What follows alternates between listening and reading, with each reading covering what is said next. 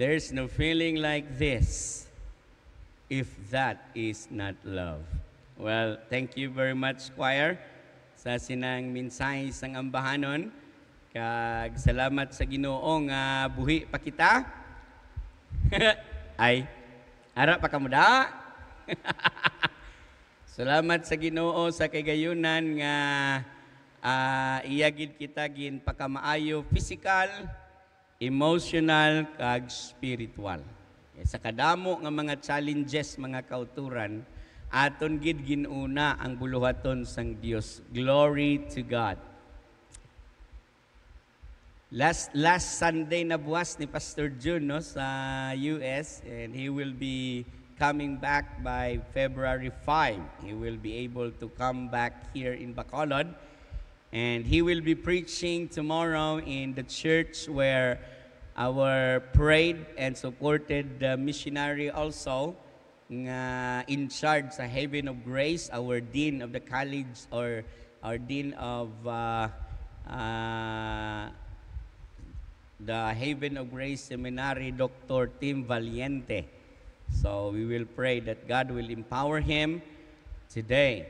And the family de Los Santos man, ang atong pianist, na gabiyahe sila subong no, from Mindanao going back here to Bacolod. So we will pray also in our private prayers ang ila safe travel going back here.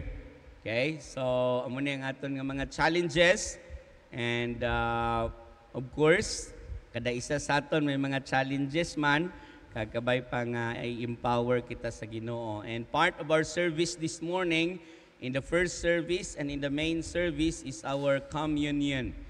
So we will be reminded again of what Jesus did on the cross 2,000 years ago. And kabay pa nga ang Jesus nga aton ginbaton, kag ang Jesus nga nagsakripisyo para sa aton, mag-remind gid sa aton nga we need also to sacrifice things for Him. We need to sacrifice things for Him. Padayon ang aton nga pagtuon mga kauturan sa Acts chapter 21.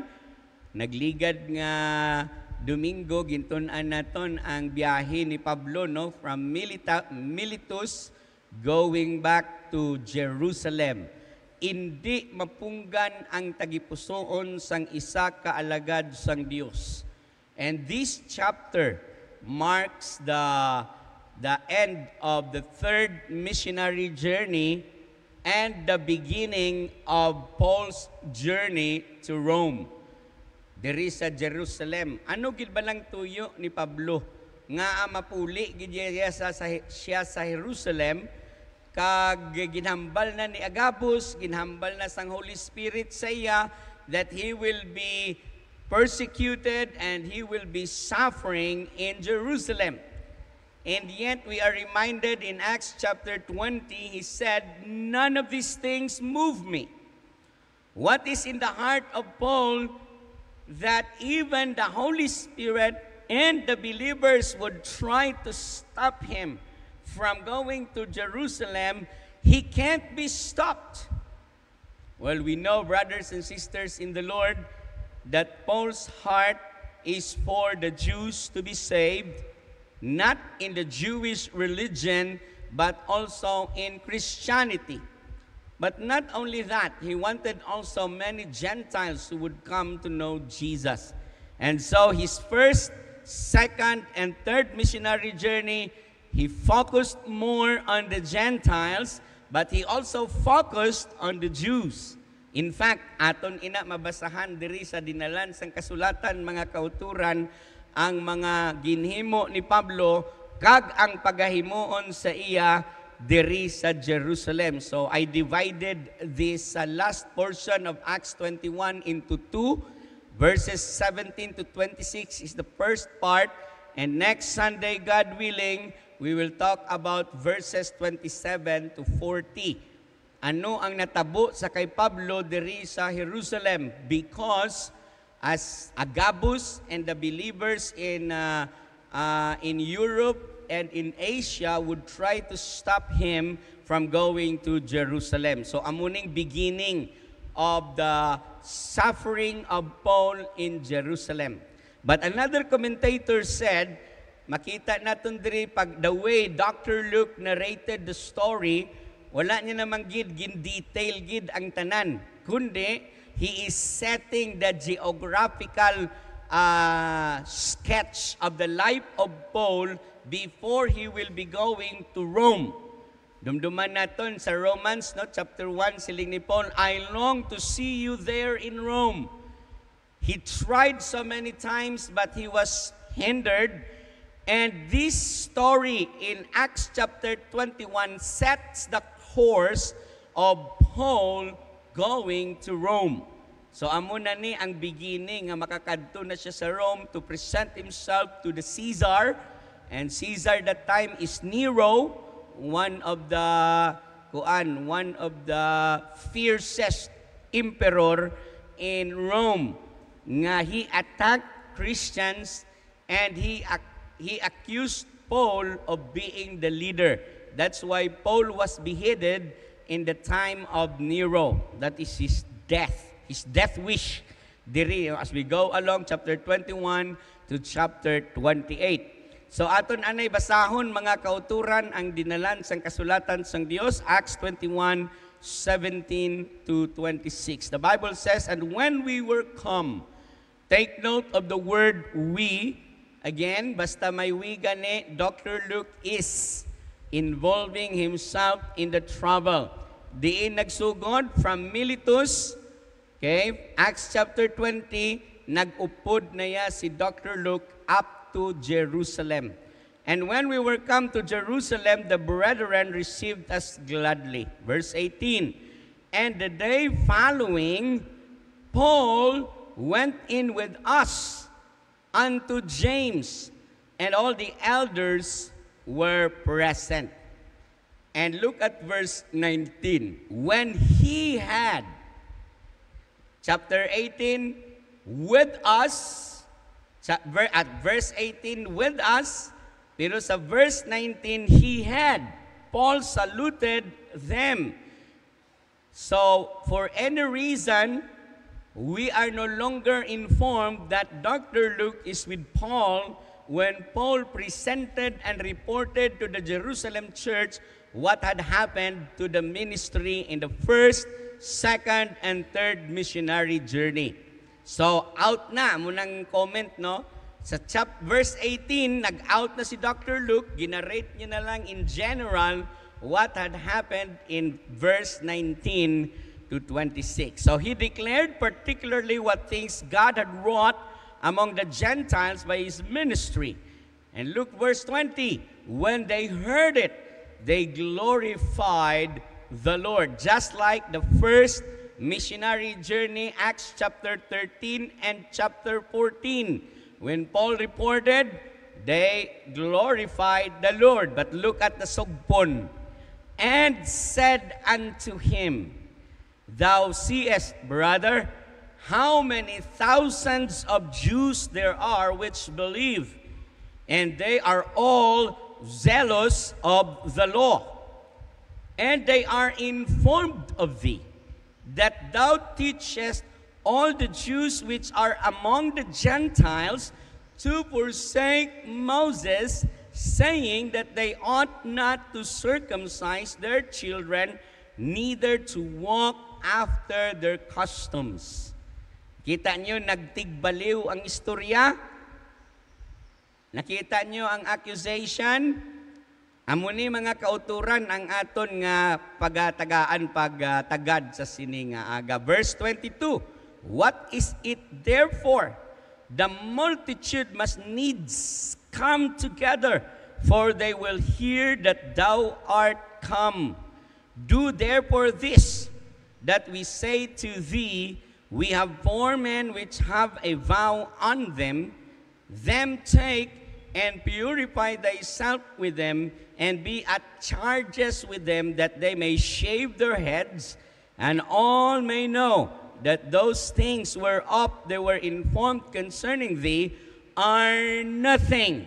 The accusation will be useless, but that thou thyself also walkest orderly and keepest the law. As touching the Gentiles which believe, we have written and concluded that they observe no such thing, save only that they keep themselves from things offered to idols, from blood, from strangled, and from fornication. Then Paul took the men, and the next day, purifying himself with them, entered into the temple to signify the accomplishment of the days of purification, until that an offering should be offered for every one of them. May the blessings of the Lord be upon the reading of His Word. Ang aton pagatunan subong mga utod, medyo subo-subo sa jutay, no? Subo lang jutay. Kay kung pasubuan tagid na dako, okay lang na. Next Sunday tana matunan ang kabuhi ni Pablo na inablang ginasiling naton gapangalagad ka na sa Ginoo, ikaw pang ginaapi-api. Nakapir na ka mo na? The more you serve God, the more that people will belittle you. The more that people will accuse you. The more people won't believe that you did something for God. Amo nang masubo mga kauturan. Ngaman, it was Pastor James and the Jerusalem church in verse number 20 accusing Paul of what they heard. Tandaan gid, ang marites mga kauturan during their time, perti na ka laganap. Wala pa to'y cellphone, wala pa to'y media, but they already knew what is happening in the life of Paul in every place where he preached the Lord Jesus Christ. So this time, we will study and ponder on this question: what challenges await Paul in Jerusalem?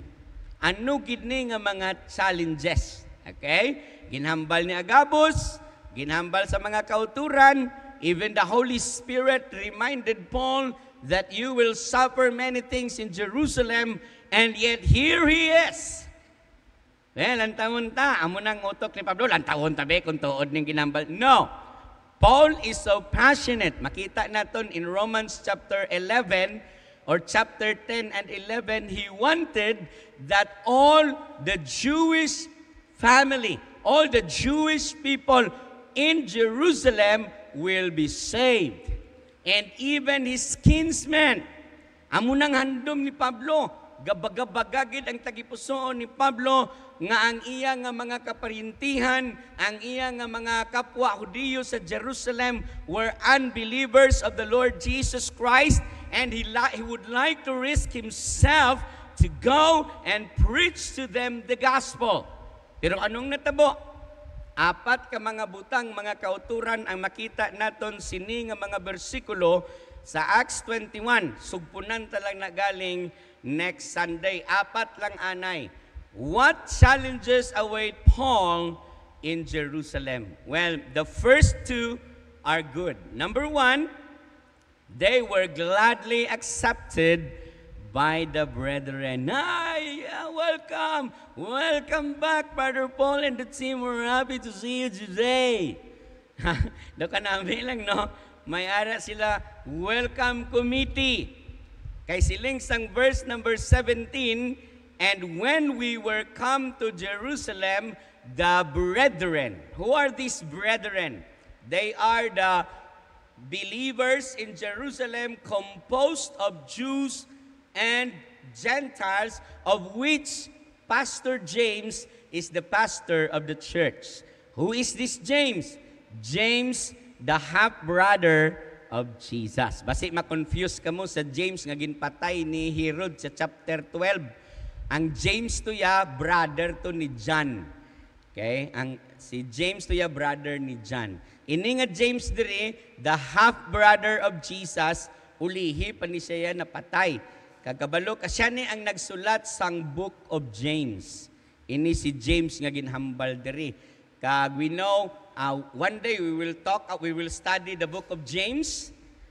Lantawon tana kung ano gid ang life ni James. But here, the brethren received us gladly. Medyo nami nga balita. Number two, what challenges await Paul in Jerusalem? Number two, they glorified God in his report.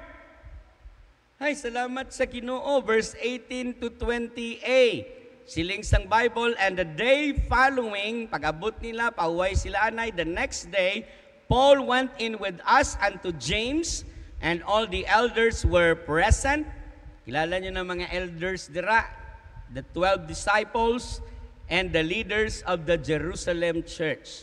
And then verse number 19, and when he had saluted them, he declared particularly what things God had wrought among the Gentiles by his ministry. And when they heard it, they glorified the Lord. What Paul presented to the Jerusalem church is his ministry to the Gentiles. Kaya ang tinuod sina mga utod, in the last missionary journey of Paul, in the third particularly, he served God with the Gentile converts. Can you just imagine Acts 20, no? He poured out his heart to the pastors in Ephesus and Miletus. He poured out his heart to them. He gave them his advice. He gave them a warning. And then those were Gentile pastors. Okay, in the church of Ephesus, Miletus, Colossae, although nga si Pablo hindi iya ang nagpundar sa church in Colossae, it was Epaphras, pero at least Epaphras was a convert of Paul. So, they glorified God. It is a good thing. It is a very good thing to give God the glory over the reports of our missionaries, what they had done in the mission field, what they will be doing in the mission field. So, first two are good. But when we go to the third thing, what challenges await Paul in Jerusalem? Number 3, he was accused of rejecting their heritage. Paul, we give God the glory. Praise God. So many Gentiles got saved in your ministry. But look at verse 20b. And said unto him, they said unto him, Thou seest, brother, how many thousands of Jews in his first, second, and missionary journey, the Jews in all the world who got saved, their lives were changed by the gospel. Yes, Paul told them to reject the Jewish religious right to salvation. Ang punto ni Pablo, when he preached to the Jews and they accepted Jesus, that all their religious rights cannot be accepted in the eyes of God, because the only salvation that is accepted by God is by grace through faith. Tinuod na amo nang ginwali ni Pablo. But you know what? May mga hisaon. You remember in Thessalonica, in Berea, grabe nga mga Hudiyo, nga mga unbelievers. Ang ila ginkuha sa wali ni Pablo ang katulang nga makabinipisyo sila.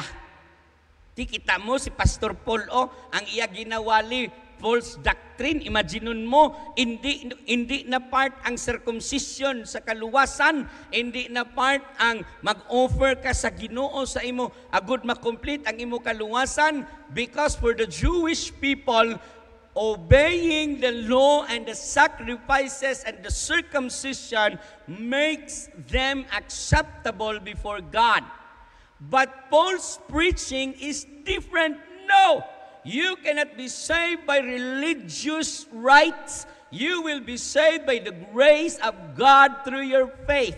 So ang ginkuha lang nila mga utod, not by grace through faith, ginkuha nila ang not by religious rites. For the Jews who are unbelievers, amuna ni ang ginpabalita nga nag-abot sa Jerusalem. Nga ang ginawali kuno ni Pablo, this is the accusation. Okay, sila niya, they were all zealous of the law, verse 21, and they are informed of thee, of course, through preaching, that thou teachest all the Jews which are among the Gentiles to forsake Moses, saying that they ought not to circumcise their children, neither to walk after their customs. You see the accusation? Very clear. And Paul is also clear in his message. This accusation is part and parcel of Paul's message of the gospel. Verse 22, siling pagid nila, what is it therefore? The multitude must needs come together, for they will hear that thou art come. Ari ka naman subong. This is Pastor James talking. Do therefore this. Ari nang suggestion ni Pastor James and the elders of the Jerusalem church. Is this true? Kinanglan pa bala i-prove sa itong mga Hudiyo ni nga amuning ginatudlo mo? That was just an accusation. Paul is willing to face all of them. But makita natin diri mga kauturan that Paul, according to some, compromised. Pero siling ni isa ka author nga kung ginbasa, Paul did not compromise. I will explain that to you later.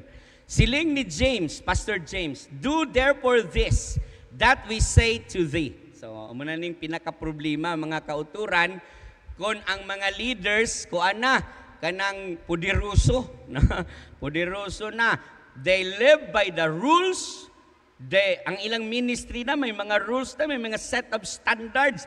Wala pa gani sila kabati kay Pablo sa iyang side. Ano nang hambal ni James?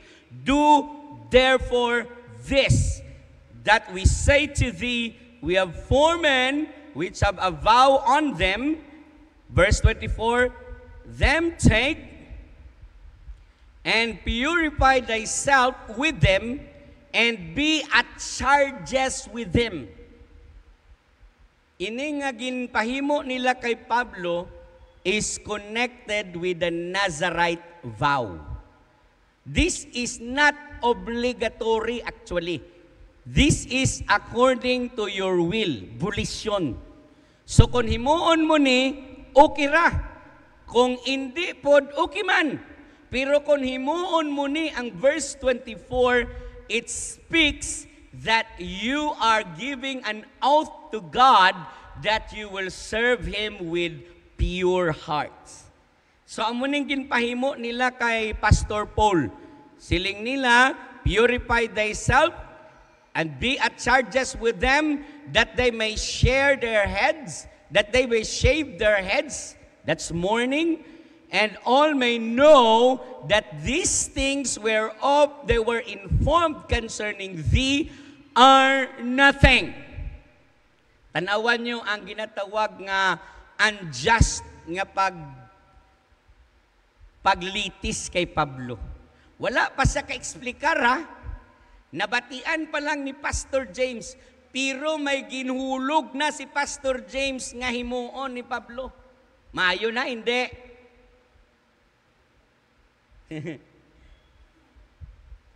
Sino ang nag-compromise, si Pablo o kon ang Jerusalem church? This is now the thought. So, anong natabo?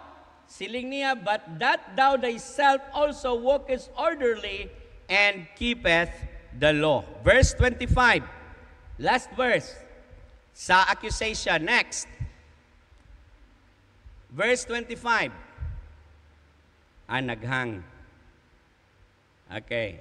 Siling sang verse number 25.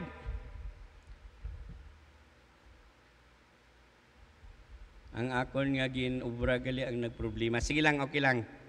Verse number 25, basahon na kon sa inyo mga kauturan. Siling niya, as touching the Gentiles, wala man tayo problema, Paul. Siling ni Pastor James and the leaders of the church, wala tayo problema sa Gentiles. Ang aton problema subong, kay natandog mo ang mga Hudiyo. So in this accusation, brothers and sisters in the Lord, Paul was wrongly accused. Okay? Namati sila sa chismis. Of course, wali na. Gin-accept na ni Pablo ya wali. Pero ang iya point is not the culture, but the religious right. Magsiling ka religious right, the way of salvation. Sakto mga utod nga si Pablo nagwali nga hindi na kinahanglan ang circumcision, hindi na kinahanglan ang law of Moses for a person to be saved. Because Jesus already died and our salvation now is by grace through faith. That's the message of Paul. Wala sing problema tani. But they were not giving Paul the way to explain his side. Naghulog na lang sila sang judgment. Amo ning himuon mo, Brad. Now question, did Paul compromise by what they desire?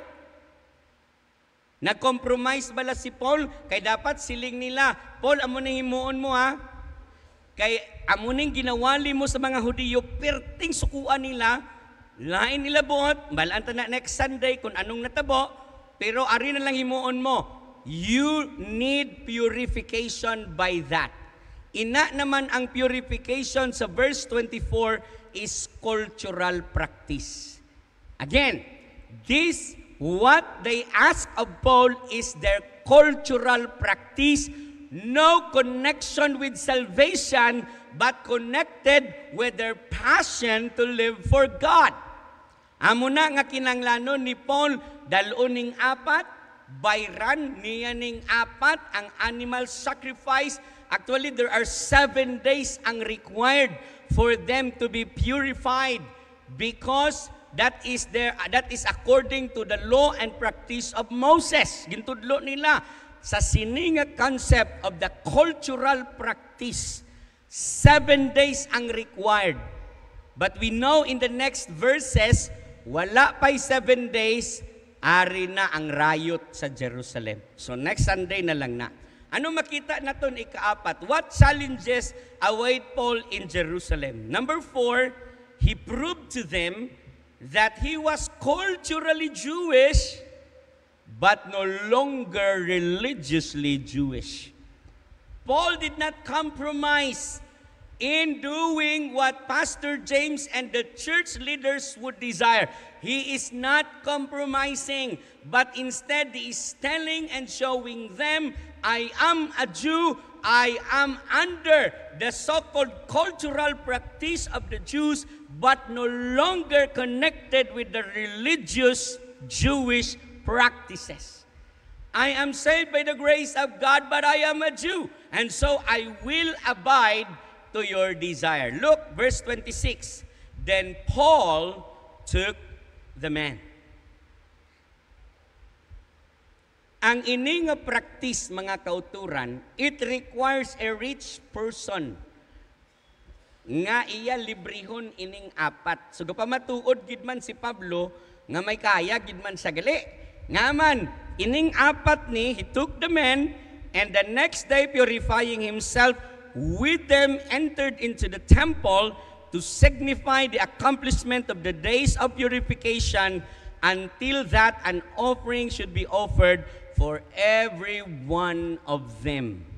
Inang animal to be offered must be purchased by the man nga may ikasarang kag sa kupon niyang apat. And Paul culturally did it. He did not compromise.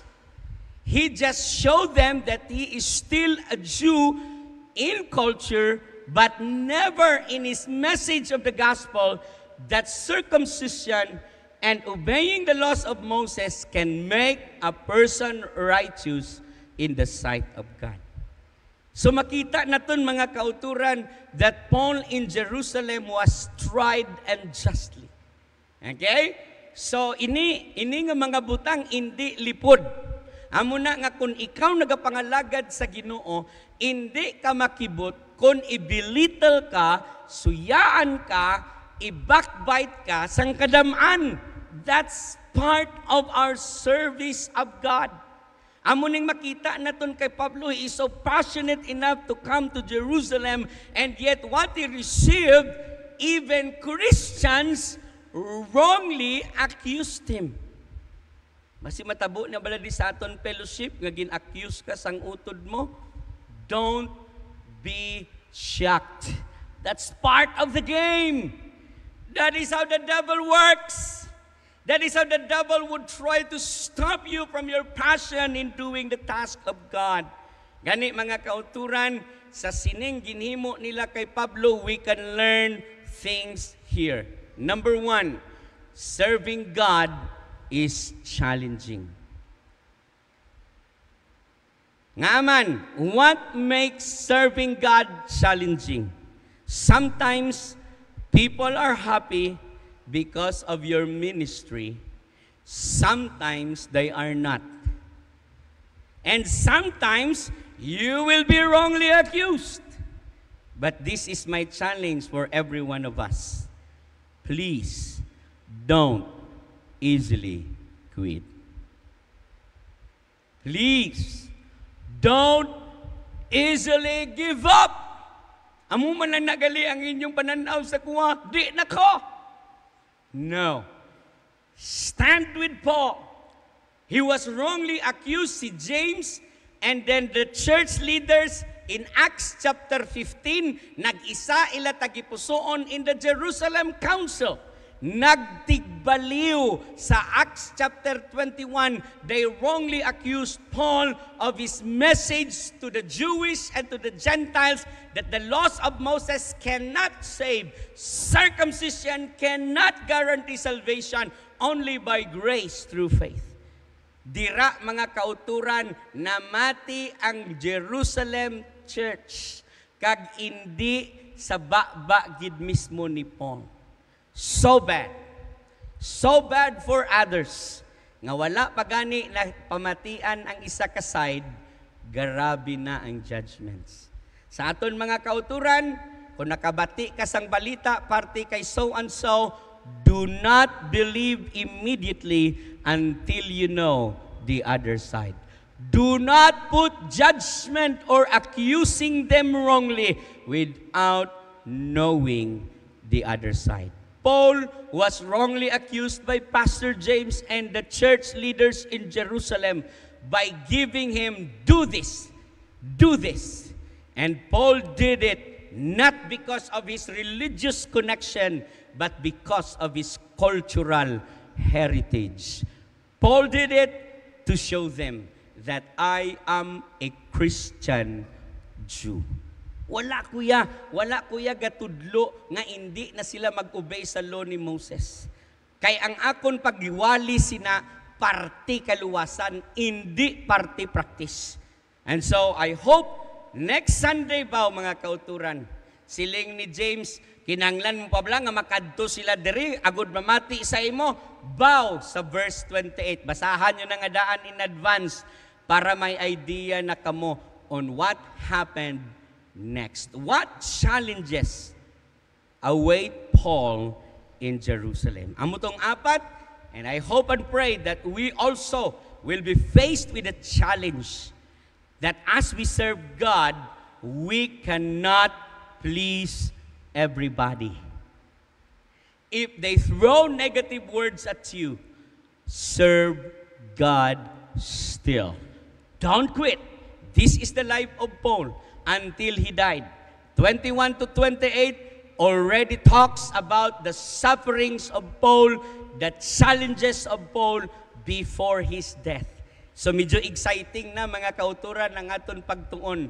Kay nga man, medyo masubo na ni nga part sa kabuhi ni Pablo. He served God so faithfully, yet people are not happy because of what he did. That's part of life. Let's just serve God faithfully. Pero dili punta mangin manhig, no? Anong labot ko sa inyo, ya?